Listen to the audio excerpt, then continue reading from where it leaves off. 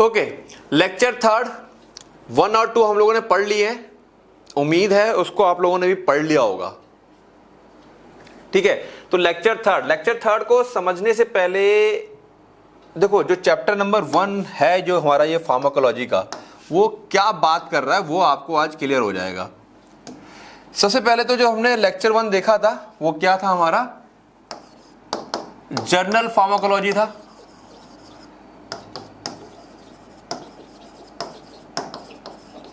ठीक है, बेसिक बातें, फार्माकोलॉजी क्या होती है, क्या टर्म्स है, वगैरह वगैरह। अब लेक्चर नंबर 2 जो था, वहां पे हमारे पास क्या था, ड्रग एडमिनिस्ट्रेशन।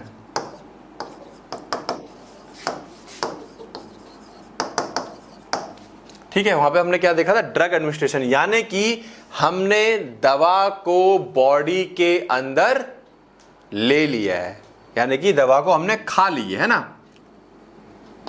तो कई सारे रूट के बारे में हम लोगों ने वहां पे बात की थी, लेकिन अब जब दवा हमारी बॉडी में चली गई है, और स्पेशली हम लोग बात करेंगे यहां पर किसकी, जो आज का चैप्टर होगा, जो कि क्या होगा, ड्रग एब्जॉर्प्शन।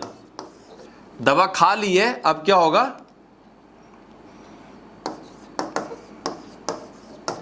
दवाई का एब्जॉर्प्शन होना है ना, यानी कि जो दवा हमारे पेट में जाएगी वहां से दवाई को कहां पहुंचना है, ब्लड में पहुंचना है। ठीक है, तो दवा खा ली, अब क्या होगा, दवाई का एब्जॉर्प्शन होगा। तो ये जो चैप्टर है, चैप्टर नंबर 1, ये आपके दिमाग में एकदम सटीक लेके चलने वाला है। यानी कि ये चैप्टर 1 आपको क्या बताने वाला है कि हम लोगों ने सबसे पहले क्या किया, दवा खा ली, यानी कि जैसे ही हमने दवा को खाया है, ठीक है, तो फार्माकोकाइनेटिक प्रोसेस स्टार्ट हो जाती है, फार्माकोकाइनेटिक प्रोसेस। और यही सारी फार्माकोकाइनेटिक प्रोसेस कौन सी है, pharmacokinetic process, absorption, distribution, metabolism और एक्सक्रीशन। यही 4 टॉपिक लाइन से सीक्वेंस में चलेंगे। तो बच्चा कई बार कंफ्यूज हो जाता है कि हम लोग पढ़ क्या रहे हैं, तो ध्यान रखना, हम लोग जो पढ़ रहे हैं ये सीक्वेंस पढ़ रहे हैं। अब दवा हमने खा ली, ये लेक्चर नंबर 2 में देख लिया। अब जो लेक्चर नंबर 3 आ रहा है हमारे पास, ये क्या आ रहा है, दवाई का एब्जॉर्प्शन, यानी कि दवा का अवशोषण। ये अभी हम आज पढ़ने वाले हैं। ये लेक्चर खत्म हो जाएगा तो दवा एब्जॉर्ब होने के बाद लीवर से गुजरेगी, लीवर क्या कर देगा, मेटाबोलाइज कर देगा, फर्स्ट पास मेटाबॉलिज्म होगा, याद आ रहा है, ओके। फर्स्ट पास मेटाबॉलिज्म हो जाएगा, यानी कि कुछ दवा टूट फूट हो जाएगी, बाद बाकी हमारे कहां आ जाएगी, मेन ब्लड में आ जाएगी, मतलब जनरल सर्कुलेशन में आ जाएगी। ये उसको हम लोग क्या कहते हैं, बायो अवेलेबिलिटी। ठीक है, तो बायो अवेलेबिलिटी एक अलग से टॉपिक आएगा, यानी कि ये हमारा लेक्चर नंबर 4 हो जाएगा इसके बाद वाला। बायो अवेलेबिलिटी के बाद जो दवा आ गई है ब्लड के अंदर, वो क्या होगी, पूरी बॉडी में डिस्ट्रीब्यूट होगी। ठीक है, ये अगला लेक्चर हो जाएगा।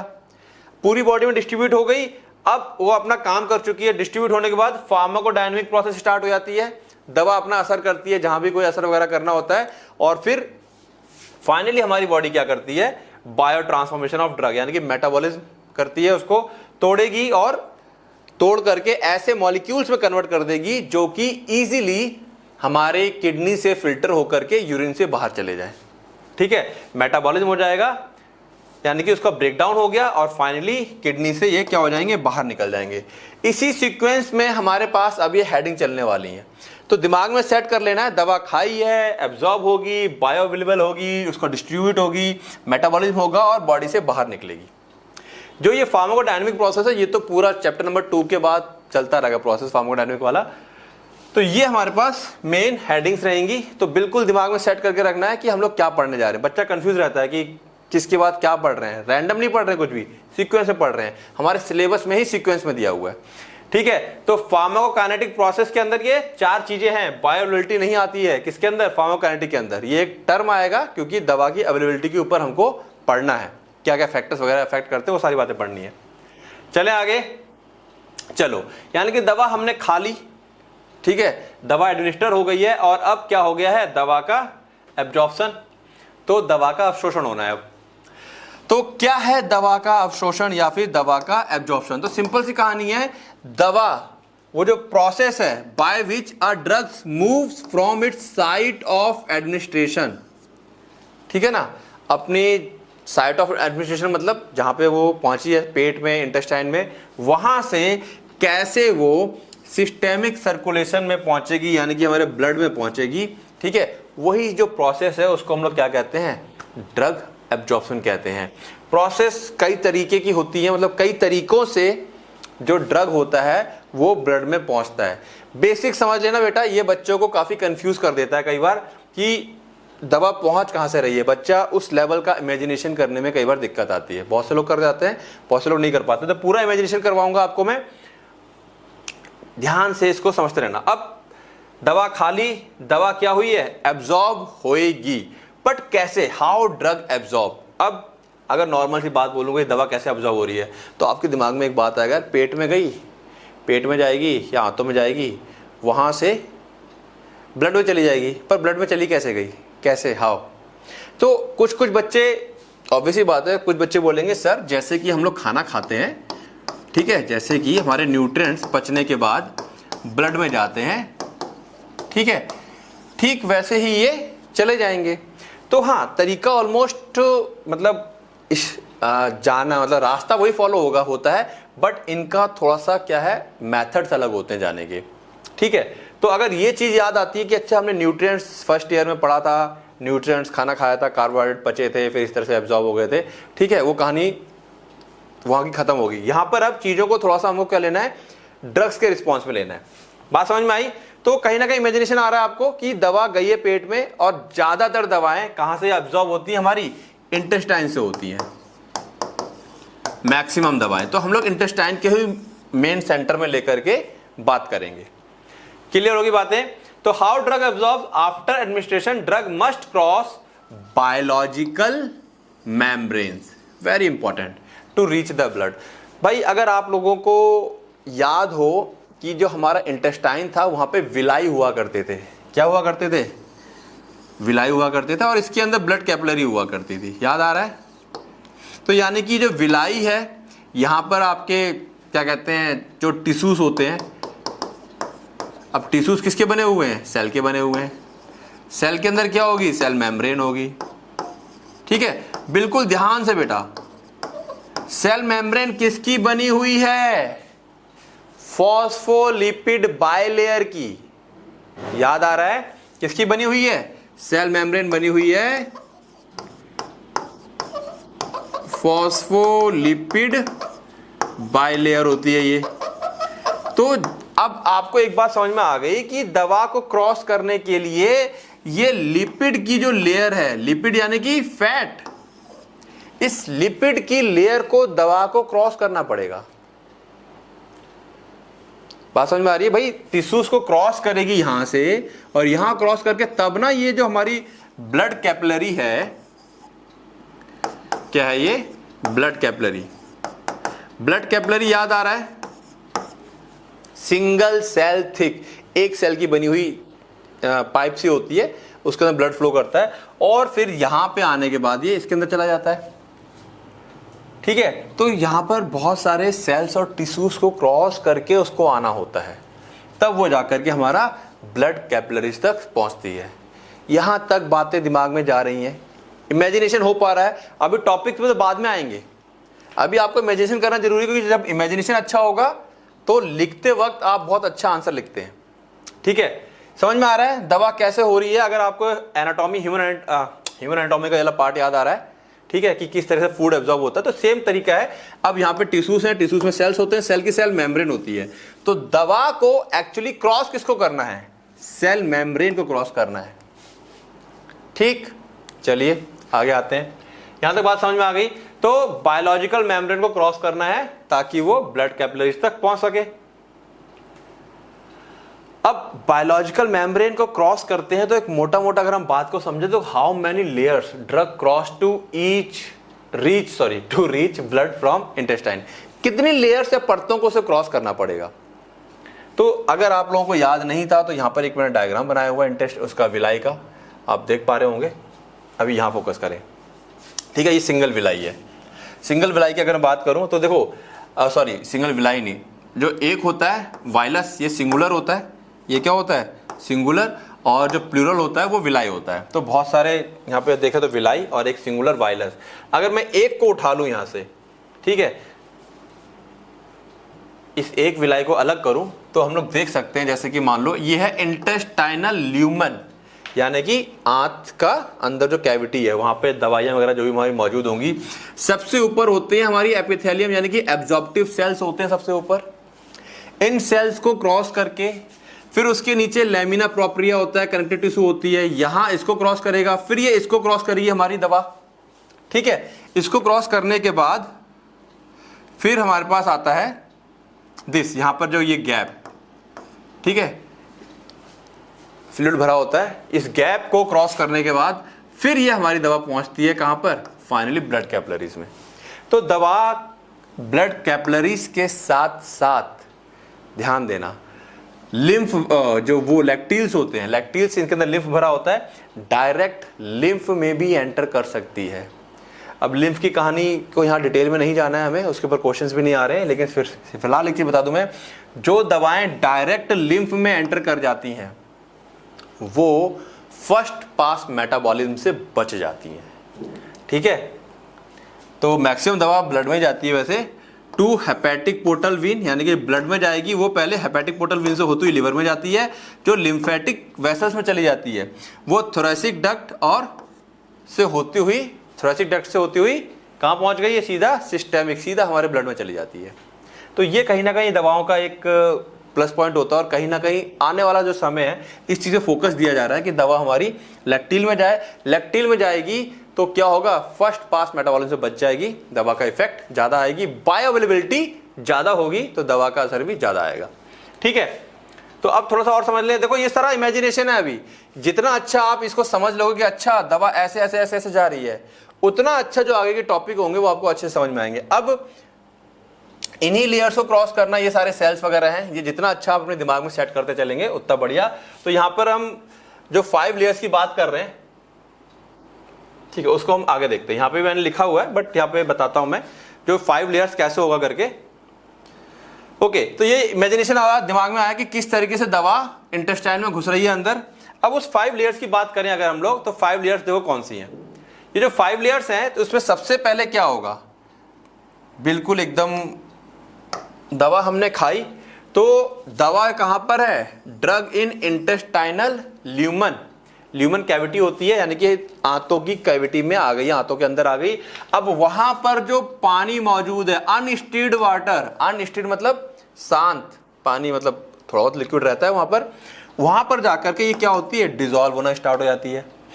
वहां से फिर ये क्रॉस करती है म्यूकस लेयर, तो पता ही है हर जगह, अगर आप लोगों ने 4 लेयर्स पढ़ रखी है किसकी, उसकी cross section of GIT, gastrointestinal tract में 4 लेयर्स होती हैं। सबसे अंदर क्या होती है, म्यूकस की लेयर होती है। तो यहां पानी में घुलने के बाद दवा को कहां जाना पड़ेगा, म्यूकस लेयर में जाना पड़ेगा।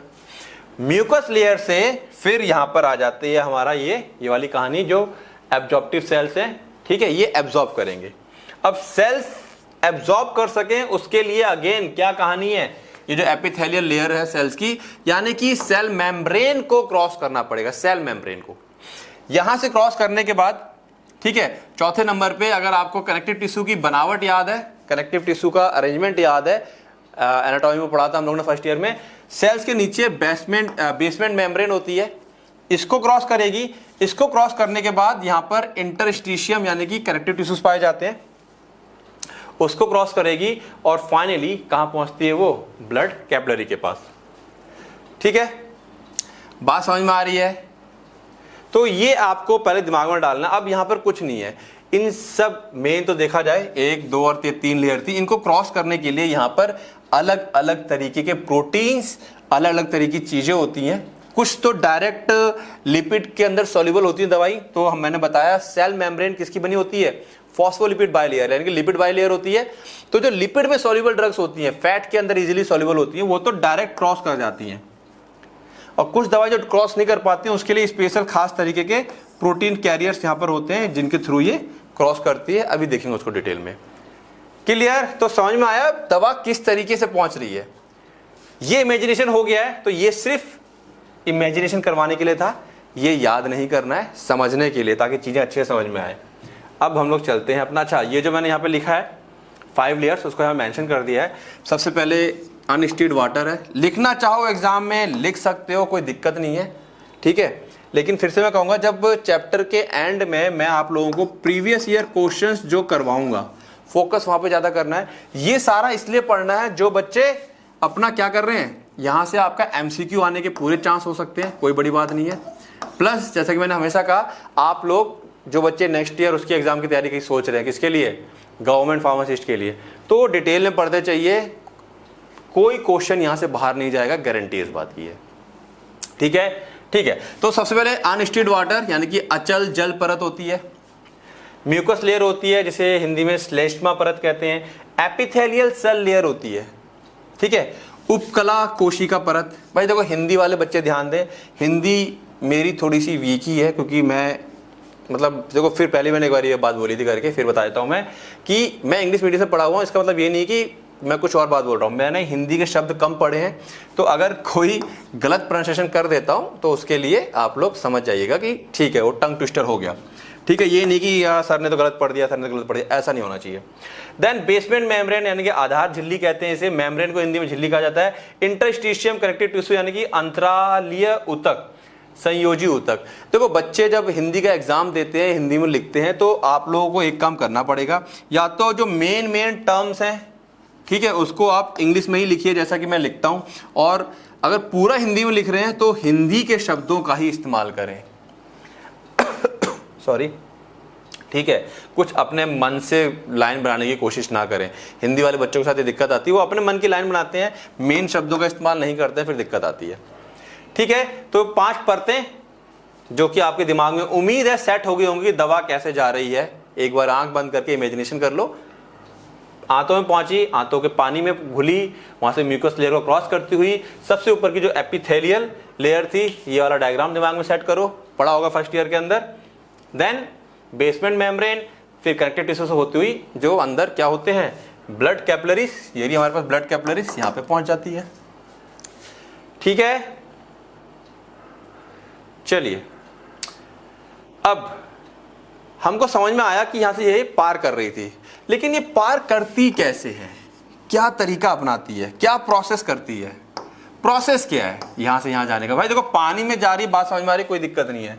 म्यूकस लेयर भी पतली सी होती है, सिंपल डिफ्यूज कर जाएगी, डिफ्यूजन समझते हो ना, हायर कंसंट्रेशन से लोअर कंसंट्रेशन। बट जो सेल मेम्ब्रेन को क्रॉस करना थोड़ा सा कई बार दिक्कत वाला काम होता है, तो ये इन लेयर्स को कैसे क्रॉस करती हुई जा रही है, वो चीज है प्रोसेस, जो कि हम लोग यहां पढ़ेंगे। तो वो इनमें से कोई ना कोई एक प्रोसेस या एक से ज्यादा तरीकों का इस्तेमाल करके दवा हमारी ब्लड तक पहुंचती है। फिर से इनमें से कोई एक मेथड हो सकता है, स्टार्टिंग में ये वाला मेथड इस्तेमाल कर ले, आखिर में जाकर कोई ये वाला मेथड इस्तेमाल कर ले, डिपेंड करता है। तो इनमें से कोई एक मेथड या एक से ज्यादा मेथड का इस्तेमाल करके वो फाइनली ब्लड कैपिलरीज तक पहुंचती है। अब जरा मेथड पे ध्यान देंगे, इसको डिटेल में देखेंगे अभी बारी बारी से। ठीक है, तो सबसे पहले हमारे पास पैसिव डिफ्यूजन यानी कि निष्क्रिय विसरण एवं ये निस्पंदन है। ठीक है, यानी कि फिल्ट्रेशन, इसको समझते हैं, उतना ही हम यहां पर हाईलाइट कर लेते हैं। सबसे पहला पैसिव, यहां पे कोई एनर्जी का खर्चा नहीं होता, दवा ऑटोमेटिक हायर कंसंट्रेशन से लोअर कंसंट्रेशन, जैसे कि आपको पता है कि कमरे में एक तरफ क्या लगा दो, अगरबत्ती लगा दो, तो धुआं अपने आप कहां जाता है, जहां पर उसकी कंसंट्रेशन कम होती है। तो पैसिव डिफ्यूजन याद रखेंगे, एमसीक्यू क्वेश्चन है, कोई भी एनर्जी यूज नहीं होती है, इंपॉर्टेंट एमसीक्यू क्वेश्चन। इसको हिंदी में निष्क्रिय विसरण कहा जाता है, ऊर्जा की आवश्यकता नहीं है। ठीक है, एक लाइन की बात करें तो क्या हो रहा है, movement of drug from higher concentration to lower concentration, उच्च सांद्रता से निम्न सांद्रता की ओर दवा का स्वतः गमन। ठीक है, फिल्ट्रेशन, अच्छा फिल्ट्रेशन में क्या होता है, यहां पे भी एनर्जी का इस्तेमाल नहीं होता है, यहां पर क्या है, movement of small molecules with water, पानी या लिक्विड के फॉर्म में जो हाइड्रोफिलिक होते हैं, ठीक है, एक तरह से कह सकते हो लिक्विड पानी वाले जो मॉलिक्यूल्स आ गए हैं, वो डायरेक्ट सेल मेम्ब्रेन में एक समझ लो कि छेद होता है। वो छेद कैसा होता है दिखाता हूं मैं आपको, डायग्राम में देखते चलते हैं, ये देखो। ठीक है, एक तो ये है, इसको समझ लेते थोड़ा सा, फिर उसको समझना आसान हो जाएगा। जो दवाएं लिपिड में सॉल्युबल है, लिपिड मतलब फैट के अंदर। तो ये हमारे पास क्या लिपिड बाइलेयर है, सेल मेम्ब्रेन, सेल मेम्ब्रेन है ये, सेल मेम्ब्रेन। सेल मेम्ब्रेन के बीच में क्या होते हैं, प्रोटीन्स भी लगे होते हैं, याद आ रहा है। तो जो दवाएं सेल मेम्ब्रेन लिपिड्स में सॉल्युबल होती हैं वो इजीली एक जगह से दूसरी जगह ट्रांसफर कर जाती हैं, डिसॉल्व होंगी, यहां से यहां चली गई, सिंपल डिफ्यूजन कर लेती हैं। क्या कर लेती हैं, सिंपल डिफ्यूजन, ठीक है। और ये तो क्या फैट है ना, जो पानी वाली दवाएं होंगी या वाटर सॉल्युबल मेडिसिन होती हैं वो तो इसके अंदर घुलेंगी नहीं ना, तो उनके लिए अलग से एक प्रोटीन होते हैं, ये एक तरह छेद है इसके अंदर, तो डायरेक्ट मॉलिक्यूल इसके अंदर जाता रहता है इस तरीके से। तो ये इसको हम फिल्ट्रेशन बोल देते हैं कई बार, ठीक है। क्लियर हुई बातें, चलो। तो पैसिव डिफ्यूजन और फिल्ट्रेशन, इन दोनों में ही जो तरीके बताए मैंने उसमें कोई एनर्जी का इस्तेमाल नहीं होता है, मतलब अपने आप चीजें होती है बिना एनर्जी को खर्च किए, ठीक है। अब बात करते हैं स्पेशलाइज्ड। स्पेशलाइज्ड का मतलब कुछ खास, कुछ विशिष्ट तरीके के ट्रांसपोर्ट या परिवहन की बात करें तो इसमें पहला है कैरियर। कैरियर का मतलब क्या है, कैरियर का मतलब यहां पर किसी की सहायता से, ठीक है। जैसे कि मेरे को कहीं जाना है तो मैंने बस की सहायता ले ली या ट्रेन की सहायता ले ली, तो किसी की सहायता। और यहां पर जो सहायता ली जाती है वो कुछ और नहीं, प्रोटीन्स होती हैं। सेल मेम्ब्रेन में क्या लगी होती हैं, प्रोटीन्स ही होती हैं, उसकी सहायता से, उसकी मदद से वो क्रॉस करती हैं सेल मेम्ब्रेन को। तो कैरियर ट्रांसपोर्ट यहाँ पे भी क्या है, नो यूज ऑफ एनर्जी है, सॉरी यहाँ पर नो यूज नहीं करना चाहिए था, यहाँ पर एक्चुअली ये हटा देना चाहिए। यहाँ पर कैरियर ट्रांसपोर्ट दो तरीके से होता है, एक होता है फैसिलिटेटेड, यानी कि आप किसी के अंदर बैठ करके जा रहे हैं। एक्टिव ट्रांसपोर्ट, इसमें भी प्रोटीन की हेल्प होती है बट यहां पर एनर्जी का इस्तेमाल हो जाता है, तो इसीलिए यहां पर यूज ऑफ एनर्जी। तो ध्यान रखेंगे कैरियर ट्रांसपोर्ट, जब प्रोटीन का इस्तेमाल हो रहा है, सेल मेम्ब्रेन के ऊपर लगी हुई प्रोटीन, उम्मीद है ये वाला डायग्राम आपको समझ में आ रहा होगा। सेल मेम्ब्रेन के अंदर जो प्रोटीन लगी हुई है, इसका जब इस्तेमाल हो रहा है, ठीक है, और उसमें भी कुछ कंडीशंस एक्स्ट्रा आती हैं, ठीक है, इसका इस्तेमाल हो रहा है तो मतलब कैरियर हो गया। मामला कैसा हो गया, कैरियर हो गया। उसमें भी क्या है, एक है फैसिलिटेटेड डिफ्यूजन, यानी कि दूसरे कुछ मॉलिक्यूल्स होते हैं सोडियम के, पोटेशियम के, उनकी मदद से कई बार मॉलिक्यूल ट्रांसफर कर जाता है, और या एटीपी, एनर्जी खर्च करके इस प्रोटीन के माध्यम से हमारा क्या होता है, जो ड्रग्स होते हैं वो ट्रांसपोर्ट करते हैं। क्लियर है। तो इसको हम सुगम विसरण कहते हैं। फैसिलिटेटेड ऊर्जा की आवश्यकता नहीं है, यहाँ पे ऊर्जा की आवश्यकता होती है, सक्रिय परिवहन कहते हैं।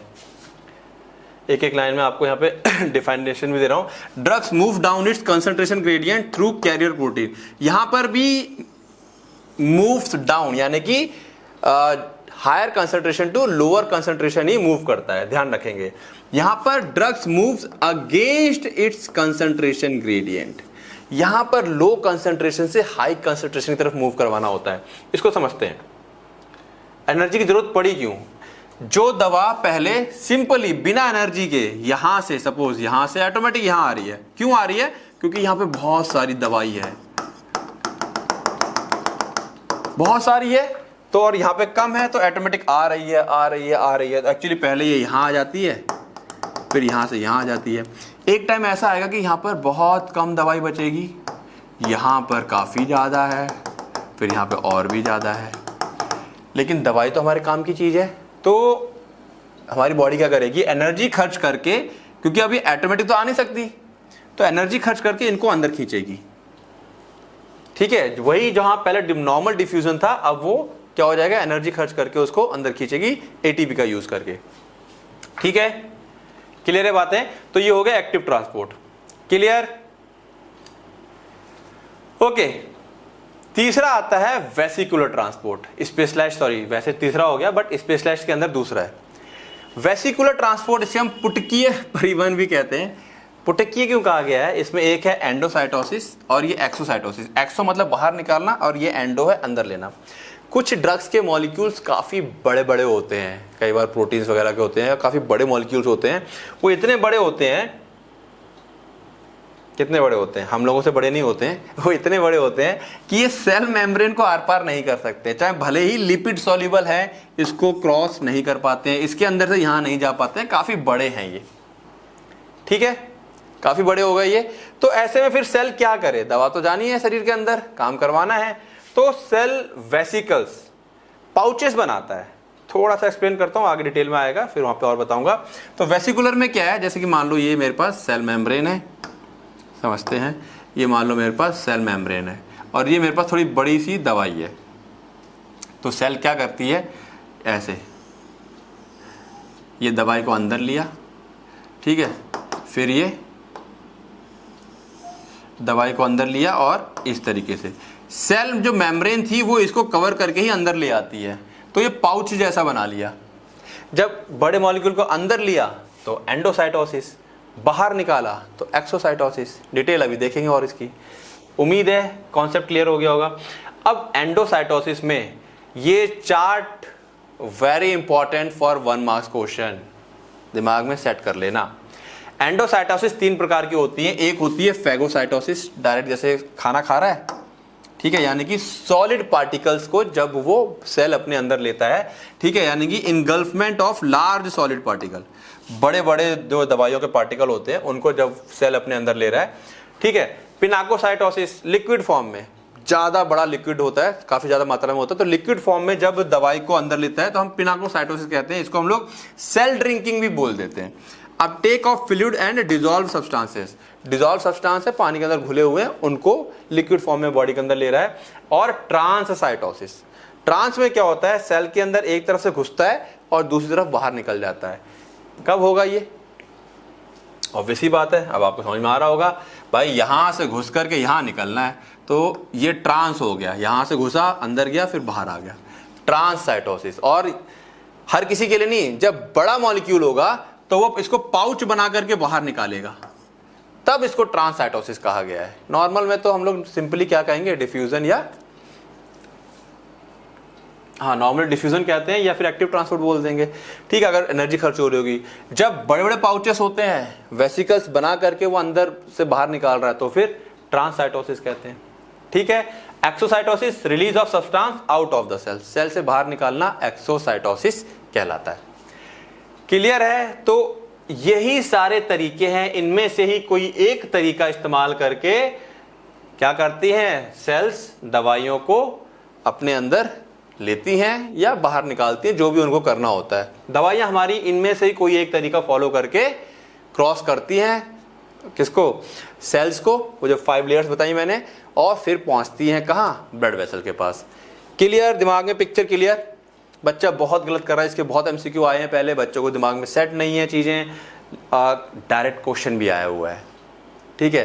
तो वो क्लियर नहीं हो पाता है कहाँ पर क्या लिखना है, कौन सा पॉइंट किस हेडिंग के अंदर है, आप लोगों को अच्छे से करना है। देखो आप लोग एक चीज़ देखोगे करके, जो मेरे पुराने वीडियोस हैं यूट्यूब वाले और जो ये नए वीडियोस हैं टोटली चेंज हो चुके हैं, ठीक है। तो अगर किसी ने पुराना वीडियो कोई देखा हुआ है तो अब पुराने वीडियो को आप लोग देख सकते हो, बट मैं कोशिश यही कहूँगा कि नए वीडियो को ज़्यादा फॉलो करो, यहाँ पे चीज़ें और सटीक हो गई हैं, ठीक है। पुराने वीडियो भी ओके हैं, वो नहीं है अगर कोई देख रहा है तो, ठीक है। चलिए आगे आते हैं।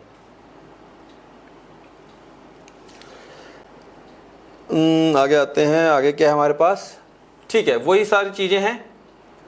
यहाँ पर वो जो लिखा हुआ था उसको मैंने पॉइंट्स में डाल दिया, पैसिव डिफ्यूजन, ठीक है, स्पेशलाइज्ड को उसको पॉइंट्स में तोड़ा हुआ है। अगर किसी को टेबल, तो जाहिर सी बात आप लोग ऐसे नहीं बना पाओगे एग्जाम में, एग्जाम में अगर लिखने को आता तो आप इस तरीके से पॉइंट में इसको डालोगे, ठीक है। क्लियर है चीजें, ठीक है। ओल्ड वीडियोस में जो कंटेंट है वो सारा कुछ यही है, बट अब जो कंटेंट आ रहा है वो मॉडिफाइड फॉर्म में आ रहा है। तो कंफ्यूज मत कर जाना कि सर ने बोला ओल्ड भी अच्छा है ना। बहुत सारे बच्चे का ये ना समझ लेगा अरे ओल्ड भी गुड है। तो जो पुराना कंटेंट डाला हुआ है, कुछ बच्चों क्या है एग्जाम एक्चुअली आगे पीछे होते हैं, तो आप लोग जो पुराना कंटेंट डाल के रखा हुआ है मैंने ऐप के अंदर, ठीक है, और यहाँ तक कि जो यूट्यूब पे पड़े हुए हैं, अगर आपके एग्जाम में कोई ऐसे चैप्टर्स आ गए हैं जो पहले हो रहे हैं और यहाँ पे लाइव क्लास में हम कोई एक आध टॉपिक पीछे चल रहे हैं, तो आप उसको पढ़ के जा सकते हो, ठीक है। कोई डिफरेंस नहीं आएगा। केवल डिफरेंस किसका आएगा मैं बताता हूँ, इस चीज़ का डिफरेंस आएगा। ये जो अब विजुअलाइजेशन करवा करके चीज़ों को और बेटर मॉडिफाई करके इन्हेंस करके जो पढ़ा रहा हूँ उसका डिफरेंस आएगा। तो नो डाउट एक HD क्वालिटी की पिक्चर और एक पायरेटेड मूवी देखने में अंतर तो आता ही है। दोनों का कंटेंट सेम होता है, लेकिन जो HD क्वालिटी का मूवी देखते हो उसको मज़ा अलग आता है, उसकी छाप लंबी रहती है, पायरेटेड वाले में उतना मज़ा नहीं आता है। तो यानी कि क्या है, चीज़ें जो अब आ रही हैं वो इन्हेंस्ड आ रही है, कंटेंट सेम मिलेगा, ठीक है, कंटेंट सेम है। कंफ्यूज मत करना किसी चीज़ को लेकर, बच्चे कमेंट बहुत जल्दी पूछते हैं सर ऐसा कर लें वैसा कर लें, आपने ये कहा वो कहा। चलिए अब थोड़ा सा एक्सप्लेन कर लेते हैं, ऑलमोस्ट मैंने कर दिया है, रीड कर लेते हैं थोड़ा सा। पैसिव डिफ्यूजन, यहाँ पे कोई भी एनर्जी का खर्चा नहीं है, no use of energy, energy का यूज नहीं है मतलब एटीपी का यूज नहीं है, ठीक है। हिंदी वाले बच्चे निष्क्रिय विसरण कहते हैं इसको। The drug diffuses across the membrane, membrane के आर पार जाती है, in the direction of its concentration gradient, ये वर्ड याद रखिएगा, in the direction of concentration gradient मतलब हाई टू लो, जहां पर ज्यादा है वहां से जहां कम है वहां पे ऑटोमेटिक मूव कर रहा है, ठीक है। दवा अपनी सांद्रता प्रवणता की दिशा में झिल्ली के आर पार विस्तृत होती है, ठीक है, ओके। लिपिड सॉल्युबल ड्रग, ध्यान दें, lipid soluble drugs diffuses by dissolving in lipoidal matrix, lipoidal मतलब जो सेल मेम्ब्रेन लिपिड की बनी हुई है, ठीक है, उसके अंदर का कंटेंट लिपिड का है तो उसके अंदर घुस जाता है और डिसॉल्व होकर के मेम्ब्रेन के अंदर से क्रॉस कर जाती है, ठीक है। तो वसा घुलनशील दवाएं झिल्ली की लाइपोइडल मैट्रिक्स में घुल करके यानी वसा समान उसमें डिसॉल्व होती है। तो लिपिड सॉल्युबल ड्रग्स काफी इजीली क्या होती है, बिना एनर्जी खर्च किए सेल को क्रॉस कर जाती हैं। अगला क्वेश्चन का मतलब 1 मार्क्स क्वेश्चन के लिए अच्छा है। The rate of transport is proportional to the lipid ratio water proportion. जो मेडिसिन होती है वो लिपिड और वाटर दोनों, मतलब लिपिड सॉल्युबल भी होती है वाटर सॉल्युबल भी होती है, तो कितना वो लिपिड या वाटर सॉल्युबल है, हम उसको 100% लिपिड सॉल्युबल नहीं कर सकते, तब भी दिक्कत है, लेकिन हाँ लिपिड सॉल्युबिलिटी का जो पार्ट है वो ज्यादा होना चाहिए। यहाँ पे एक टर्म आता है lipid ratio water partition coefficient of the drug, अपने आप में ये एक टर्म है, आएगा आगे कुछ टॉपिक जब हम पढ़ेंगे इसी में सीक्वेंस में, तो इस पार्ट को और डिटेल में देखेंगे। तो सिंपल सा यहाँ कहा बात समझो, दवा में कुछ हिस्सा लिपिड सॉल्युबल होता है, कुछ वाटर सॉल्युबल होता है, तो लिपिड सॉल्युबिलिटी वाला जो पार्ट है वो ज्यादा होना चाहिए, तो रेट ज्यादा अच्छा होता है, ठीक है। अर्थात जितनी अधिक वसा में घुलनशील, जितना अच्छा लिपिड में सॉल्युबल होगा उतनी ही तेजी से झिल्ली पार करेगी, उतनी तेजी से ये सेल मेम्ब्रेन क्रॉस कर जाती है।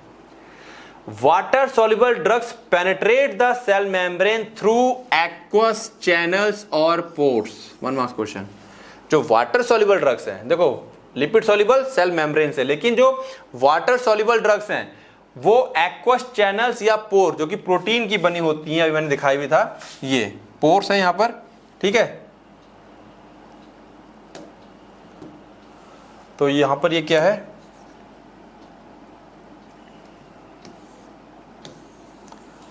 ये पोर है, छेद है, इनसे वाटर सॉल्युबल ड्रग क्या करते हैं, क्रॉस करते हैं, ठीक है।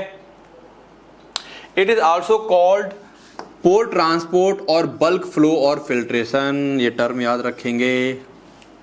फिर से एक चीज बता दूं, मैं कॉपी पेन लेके बैठा करो, ठीक है, जो टर्म्स को मैं हाईलाइट कर दूं कि हाँ ये तो उसको तो पक्का मार्क कर लिया करो, ठीक है। चलिए आगे आते हैं,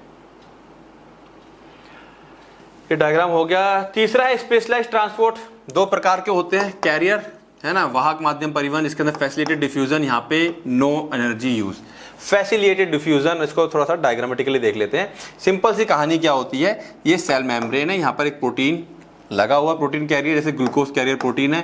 ग्लूकोज का मॉलिक्यूल जब आता है तो इसको पकड़ता है और पलट जाता है, ग्लूकोज के मॉलिक्यूल को अंदर कर दिया, कोई एनर्जी का खर्चा नहीं है। लेकिन इस कैरियर प्रोटीन की जरूरत पड़ी हमें, ठीक है, तो बस यही है। तो drug pass through membrane with the help of carrier protein, carrier जो उसको कैरी करके आर पार कराएगा, उसकी मदद से वो आर पार करवाता है। सिमिलर टू पैसिव डिफ्यूजन, ये पैसिव डिफ्यूजन की ही तरह है, कोई भी एनर्जी का खर्चा यहां पर नहीं है, किसी प्रकार की एनर्जी खर्च नहीं होती है। But it involve specific transport protein, यहां पर कुछ खास तरह की प्रोटीन्स की जरूरत पड़ती है, ठीक है। यह निष्क्रिय विसरण के समान है, लेकिन इसमें विशिष्ट परिवहन प्रोटीन शामिल होते हैं, ओके। तो फैसिलिटी मिल रही है डिफ्यूज होने के लिए। अब आते हैं एक्टिव ट्रांसपोर्ट। एक्टिव ट्रांसपोर्ट में एनर्जी खर्च होगी, ओके। अब एक्टिव ट्रांसपोर्ट की बात सुनो, यहां पे सिंपल पहली चीज क्या है, transport the solute against its concentration gradient, low to high, जो मैंने बताया था ड्रग एब्जॉर्ब होती जा रही फिर लास्ट में थोड़ी बचती है, उसको भी अंदर खींच लेती है एनर्जी खर्च करके। इसका एग्जांपल बड़ा अच्छा है, लिवोडोपा एंड मिथाइल डोपा। ठीक है, clear. Active transport can be primary और सेकेंडरी, ये प्राइमरी और सेकेंडरी हो सकते हैं। ये डिपेंड करेगा कि उसका ड्राइविंग फोर्स क्या है। ड्राइविंग फोर्स मतलब जो मॉलिक्यूल को धक्का मार रहा है, अंदर पुश कर रहा है, वो कौन पुश कर रहा है, उसके हिसाब से हम प्राइमरी और सेकेंडरी में इसे डिवाइड कर सकते हैं। समझते हैं इसको। आओ पहले सिंपल देखते हैं। पहले हमारे पास simple primary active transport. Primary में क्या है, simply energy is obtained directly from ATP hydrolysis. जो एटीपी खर्च होगी उससे डायरेक्ट एनर्जी लेकर के मेरा मॉलिक्यूल आगे भागेगा। ठीक है, तो सिंपल सी कहानी, यहाँ पे कुछ ज्यादा खास था नहीं। ये आउटसाइड सेल है, ये इनसाइड सेल है, पंप होते हैं, सोडियम पोटेशियम पंप होते हैं। ठीक है, यहाँ पर क्या हो, देखो एटीपी थी, एटीपी खर्च हुई, ठीक है, डाइफॉस्फेट और इनऑर्गेनिक फॉस्फेट में कन्वर्ट हो गया ये, और इसकी हेल्प से क्या हुआ, ये जो पोटेशियम सेल्स पोटेशियम थे वो क्या हो गए, अंदर आ गए। क्लियर है। तो यहां पर डायरेक्ट एनर्जी खर्च करके क्या हुआ है, पोटेशियम अंदर आ रहे हैं और सोडियम ये बाहर जा रहे हैं। क्लियर है बात है, ये एनर्जी खर्च करके डायरेक्ट मॉलिक्यूल्स को धक्का मार रही है। क्लियर। अब बात करते हैं सेकेंडरी की। सेकेंडरी में क्या हुआ, energy is not obtained directly from ATP. मतलब एटीपी की एनर्जी को डायरेक्ट इस्तेमाल नहीं करते हैं मॉलिक्यूल। जिस मेन ड्रग मॉलिक्यूल को अंदर या बाहर जाना है वो मॉलिक्यूल एटीपी की एनर्जी को डायरेक्ट इस्तेमाल नहीं करेगा, इनडायरेक्ट तरीके से इस्तेमाल करता है। एनर्जी तो खर्च होती है बट इनडायरेक्ट तरीके से। देखो कैसे, इसमें क्या है, जैसे कि अगर हम बात करें, ठीक है, कि हमको सोडियम को एटीपी खर्च हो रही है किसके लिए, सोडियम के लिए, सोडियम को धक्का मारने के लिए, लेकिन सोडियम अपने साथ साथ ग्लूकोज मॉलिक्यूल को भी अंदर ले आ रहा है। एनर्जी खर्च हुई इस पे, काम इसका हो गया, और दोनों एक ही दिशा में आ रहे हैं। तो क्योंकि दोनों एक ही दिशा में आ रहे हैं इसीलिए इसको कहा जाता है सिंपोर्ट या को सहायक, को transport. Both substances move in the same direction. बात समझ में, एनर्जी कहां खर्च हुई, इसके ऊपर डायरेक्ट खर्च नहीं हुई, यहां पर डायरेक्ट एनर्जी इसके ऊपर खर्च हो रही थी। ठीक है, आगे आते हैं। अब यहां पर क्या, सेम फंडा वही है कि एनर्जी तो खर्च हुई इसके ऊपर, ठीक है, बट हुआ क्या, जो मेरा दूसरा वाला आयन था ये अंदर आता है तो ये अपोजिट डायरेक्शन में चला जाता है, उल्टी दिशा में। एनर्जी खर्च हो रही है इसके ऊपर, सोडियम अंदर आ रहा है बट ये बाहर चला जा रहा है इसके अंदर आने की वजह से। एनर्जी खर्च इसके ऊपर हुई है, तो यहां पर क्या है, एनर्जी खर्च भी किसी और के ऊपर हो रही है और कोई और मॉलिक्यूल में ट्रांसपोर्ट हो रहा है, लेकिन इस बार दिशा बदल गई है, दोनों अपोजिट डायरेक्शन में है। ठीक है, तो इसीलिए हम इसको क्या कहते हैं, एंटीपोड, एक्सचेंज ट्रांसपोर्ट भी कहते हैं। सिंपल सी कहानी, इनडायरेक्ट मतलब डायरेक्ट एनर्जी खर्च नहीं हो रही इनके ऊपर, इनडायरेक्ट तरीके से हो रही है। क्लियर है। और प्रोटीन्स की हेल्प तो लगती है, इसीलिए ये कैरियर प्रोटीन कहलाते हैं। ठीक है, कैरियर ट्रांसपोर्ट कहलाते हैं, सॉरी। ओके, ये एग्जाम्पल समझाने के लिए है, समझने के लिए है, आपको समझ में आते हैं, एग्जाम में लगता है कि आपको पास टाइम अच्छा है और आप अच्छा एक्सप्लेन कर सकते हो तो बढ़िया है, लिखिए, कोई दिक्कत नहीं है। आप इसको जैसे कि अच्छा डायग्राम, आप कुछ बच्चे कहते हैं सर एग्जाम में क्या होगा, अब जैसे सिंपल सा ये है, किसी बच्चे को लग रहा है मैं तो डायग्राम बनाऊंगा, तो बना लो भाई, डायग्राम कितना टाइम लगता है, कैसे करके ऐसे करके बना लिया, ज़्यादा टाइम थोड़ा लगेगा। एक रफ डायग्राम भी तुमने बना दिया, टीचर खुश है, देखो कितना टाइम लगा मेरे को। तो यहाँ पर आपको बहुत अच्छा डायग्राम नहीं, लेकिन हाँ आप अगर पूरे साल मेहनत करेंगे तो बन गया डायग्राम आपका, इतना ही दिखाना था आपको, बन गया, प्रोटीन हो गया, मेंशन कर दिया। तो डायग्रामेटिकली भी आप दिखा सकते हैं, थोड़ा सा पेंसिल साथ में रखिए और कोशिश करते रहिए तो डायग्राम भी आप अच्छे बना सकते हैं। चलिए, तो बात समझ में आ गया। एक्टिव ट्रांसपोर्ट दो पार्ट में तोड़ सकते हैं, प्राइमरी और सेकेंडरी। सेकेंडरी के फर्दर दो हो सकते हैं, सिम्पोर्ट और एंटीपोर्ट। ठीक है, चलिए आगे आते हैं। तो primary active transport, energy obtained directly by the hydrolysis of ATP, ठीक है ना। Then secondary, energy required in transporting an ion. Energy जो चाहिए होती है किसी आयन को ट्रांसपोर्ट करने के लिए, जैसे पीछे था सोडियम को ट्रांसपोर्ट करने के लिए, वो एड्स हेल्प करता है ट्रांसपोर्ट ऑफ अनदर आयन या मॉलिक्यूल, दूसरे मॉलिक्यूल या आयन की ट्रांसपोर्ट में हेल्प करता है। ठीक है, it can be further divided into two categories, एक है सिम्पोर्ट और एक है एंटीपोर्ट। अब आप इसको पढ़ लोगे, ठीक है, और नोट्स अवेलेबल रहेंगे, आप देख सकते हो वहां से। पूरी चीज मैंने एक्सप्लेन कर दी, बस यहाँ पे मैंने लिख के अलग से बता दिया है। जिसको डायग्राम से प्रॉब्लम है कि वो लिख ले, बच्चा कई बार क्या होता है डायग्राम दे दिया, लिखे कैसे, ऐसे लिखिए। ठीक है, जो हिंदी वाले बच्चे हैं सिर्फ हिंदी पे फोकस रखिए, साथ साथ में मैंने मेन जो वर्ड हैं उनके इंग्लिश वर्ड भी दे दिए हैं। चीज़ों को बहुत आसान बनाने की कोशिश की इस बार मैंने, ठीक है। और क्योंकि जिस चीज़ की बच्चों से शिकायत थी, शिकायत मतलब ऐसे नहीं कि इम्प्रूवमेंट चाहते थे, शिकायत नहीं बोलना चाहिए, बच्चा जो इम्प्रूवमेंट चाहता था, मेरे ख्याल से मैंने अब तक वो सारी इम्प्रूवमेंट कवर करके दे दी है। इसके बाद फिर देखेंगे कुछ और भी इम्प्रूवमेंट चाहिए होगा तो उसकी भी कोशिश करेंगे। फिलहाल हिंदी वाले बच्चों को अब डरने की, घबराने की जरूरत नहीं है, और इंग्लिश वाले बच्चे तो हैं ही, पढ़ ही रहे हो, कोई दिक्कत ही नहीं है। नाउ वेसिकुलर ट्रांसपोर्ट जो मैं बता चुका हूँ, थोड़ा सा समझ लेते हैं। वेसिकुलर ट्रांसपोर्ट दो टाइप के होते हैं, एंडोसाइटोसिस और एक्सोसाइटोसिस। तो क्या है सबसे पहले वेसिकुलर ट्रांसपोर्ट, सम मॉलिक्यूल और पार्टिकल आर टू लार्ज, बहुत बड़े हैं, to pass through the plasma membrane, वो इतने बड़े हैं कि प्लाज्मा मेम्ब्रेन को क्रॉस नहीं कर सकते हैं, ठीक है, या जो ट्रांसपोर्ट प्रोटीन है उसके अंदर घुस के पार नहीं कर सकते हैं। So cell use to other active transport process, active है ट्रांसपोर्ट, ये जो प्रोसेस है ये भी एक्टिव है, एनर्जी खर्च हो रही है इसके अंदर, ठीक है, इसको हम कहते हैं वेसिकुलर। वेसिकल का मतलब होता है पुटकी, पुटकी, पाउच, ठीक है। आइए तो पहले बात कर लेते हैं एंडोसाइटोसिस की।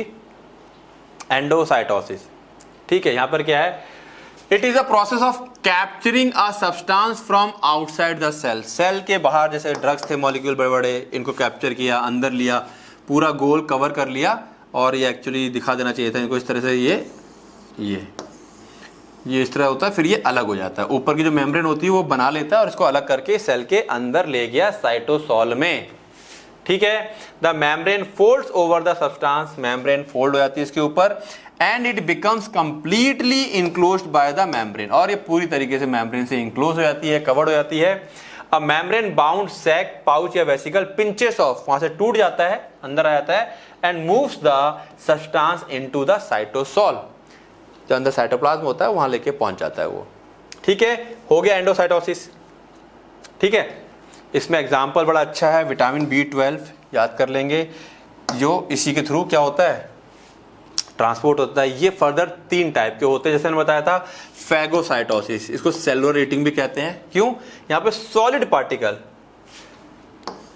पार्टिकल को इंगल्फ किया जा रहा है, खाया जा रहा है। पिनाकोसाइटोसिस, इसे सेलुलर ड्रिंकिंग भी कहते हैं, लिक्विड पार्टिकल्स को अंदर लिया जाता है। और तीसरा आता है ट्रांसाइटोसिस, एक तरफ से, ये स्ट्रक्चर याद आ रहा है, विलाई वाला पार्ट जो 5 लेयर्स का था, एक तरफ से मॉलिक्यूल घुसेगा अंदर आके दूसरी तरफ से बाहर निकल जाता है बेसल साइड में, तो ये क्या हो गया, ट्रांसाइटोसिस। उम्मीद है बहुत अच्छे से आपके दिमाग में पिक्चराइजेशन हो गया होगा और चीजें समझ में आ गई होंगी। कोई भी डाउट वो है तो मुझे पूछ सकते हो, कमेंट भी कर सकते हो। चलिए दूसरा है हमारे पास एक्सो, ये इसका उल्टा है। एक्सो में क्या होता है, कोई जो अंदर है, जैसे सिक्रेटरी वेसिकल, अंदर का वेस्ट होता है, ठीक है, जो या केमिकल, कई बार जो ड्रग हमने अंदर ली है वो कई बार मेटाबोलाइज हो गई है, तो वो उसको वापस से क्या करेगी, कवर करती है, मतलब इसमें सेम वही होता है, अंदर आता है, सेल मेम्ब्रेन इसको कवर करेगी और फिर ये बाहर निकाल देगी, ठीक है, सेक्रेटरी वेसिकल। तो exocytosis occur when cell produce substance for export, जब सेल्स खास करके एक्सपोर्ट करने के लिए, बाहर कुछ भेजने के लिए अपने क्या करते हैं, सब्सटेंस बनाते हैं, जैसे प्रोटीन है, ठीक है, या कोई वेस्ट को बाहर निकालना है, कवर करती है, सेल मेम्ब्रेन से जोड़ती है और बाहर निकाल देती है, खत्म एक्सोसाइटोसिस। इसमें जनरली क्या है, जैसे हार्मोन्स हैं, इंसुलिन वगैरह, उसको सेल को सिक्रीट करना होता है। न्यूरोट्रांसमीटर्स हैं, न्यूरोट्रांसमीटर्स क्या होते हैं, याद है ना, HAP में पढ़ा था, न्यूरोट्रांसमीटर याद आ गया, ये न्यूरॉन का एंड है, ये यहां से जो वेसिकल्स थे, पाउचेस थे, साइनेप्टिकल वेसिकल्स, साइनेप्टिक वेसिकल, ठीक है, वो बाहर निकल रहे हैं, तो न्यूरोट्रांसमीटर है या हार्मोन से, उसके केस में क्या होता है, एक्सोसाइटोसिस होती है, ठीक है, क्लियर है, okay. This is all about the process कि बॉडी के अंदर दवा कितनी परतों को पार करती हुई और किन किन तरीकों को फॉलो करती हुई फाइनली ब्लड में पहुंची। जब ब्लड में आ गई है, ठीक है, तो कहाँ जाएगी अब ये? पहले लिवर के पास, और लिवर से कहाँ जाएगी? फिर हार्ट के पास, और सर्कुलेट हो जाएगी।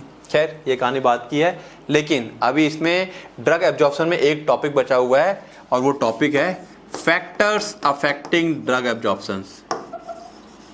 फैक्टर्स अफेक्टिंग ड्रग एब्जॉर्प्शन, ठीक है ना।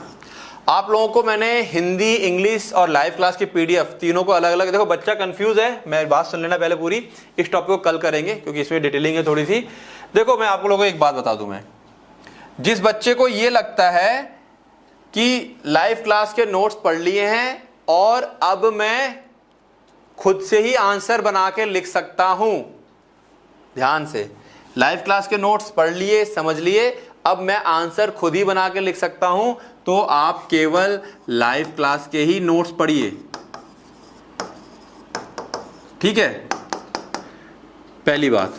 दूसरी बात, जिन बच्चों को यह लगता है कि यार पढ़ तो लिया है, इसमें आंसर्स कैसे लिखे जाएंगे, ठीक है, यहां पे नो डाउट यहां पे समझाया है, अब आंसर्स में थोड़े बहुत चेंजेस होते हैं, कई बार तरीका होता है लिखने का, पॉइंट्स होते हैं, क्या क्या पॉइंट्स और बन सकते हैं, वो सब चीजें देखनी है। तो उसके लिए जो अलग से मैं इंग्लिश और हिंदी की पीडीएफ आप लोगों के लिए अपडेट करता हूँ, हिंदी वाले बच्चे हिंदी देख लें, जिनको सिर्फ इंग्लिश चाहिए वो इंग्लिश देख लें, ठीक है, मिक्सअप के लिए लाइव क्लास का रहेगा करके। तो वो लोग इन पीडीएफ में जा करके, जिसको कि मैंने प्योर क्वेश्चन आंसर के फॉर्मेट में ब्रेक किया हुआ है, क्योंकि बच्चों की लास्ट में जाके शिकायत आती, शिकायत नहीं, एक डिमांड आती है, सर क्वेश्चन आंसर के फॉर्मेट में करवा दीजिए, तो ऑलरेडी क्वेश्चन आंसर के फॉर्मेट में, नोट्स के फॉर्मेट में। तो ऐसा नहीं कि आपको सब पढ़ना है, ये आपकी चॉइस है, ठीक है। आप अगर जैसे मान लो जो इंग्लिश की पीडीएफ है, तो जो आप ये पीडीएफ पढ़ रहे हैं, आपने उसका जो क्वेश्चन पढ़ा, क्वेश्चन पढ़ के आप खुद से पॉइंट बना के देखिए। मान लो इसके अंदर कोई क्वेश्चन नंबर 1 था, आपने पढ़ा क्वेश्चन नंबर 1, आपने खुद से ही उसके आंसर को इमेजिन किया, पॉइंट सोचे और लिखे, फिर आपने एक बार मैच कर लिया, आपने कहा ठीक तो है, मैं तो इसी से पढ़ के मेरा काम हो जाएगा। तो कंफ्यूज नहीं करना है।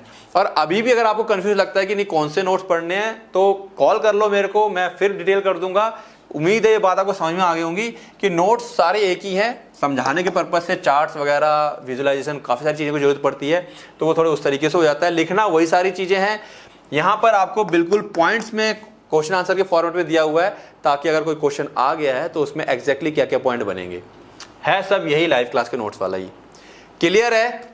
अब भी कोई डाउट रहता है या कोई चीज़ होती है तो बिल्कुल आप पूछ सकते हो, कोई दिक्कत वाली बात नहीं है, ठीक है। मेरा नंबर व्हाट्सएप वाला 24 आवर तो नहीं कहूँगा, रिस्पांस नहीं दे सकता 24 आवर, दिन के समय 10 से शाम को 6 बजे तक रिस्पांस में आप क्वेश्चन डाल सकते हैं, मैं आपको रिप्लाई कर दूंगा। बाद बाकी पढ़ते रहो, देखो ठीक है, इस बार चीज़ें बहुत सारी अलग होंगी, पढ़ते रहिए, और फिर मैं बताऊंगा जो बच्चे इस बार अच्छा स्कोर करेंगे उनके लिए फिर हम लोग प्राइज़ भी लेके आएंगे इस बार, ठीक है। चलिए, तो पढ़ते रहो और मिलते हैं कल की क्लास, जिसमें हम पढ़ेंगे क्या, factors affecting drug absorption. Okay, चलिए मिलते हैं कल, गुड नाइट।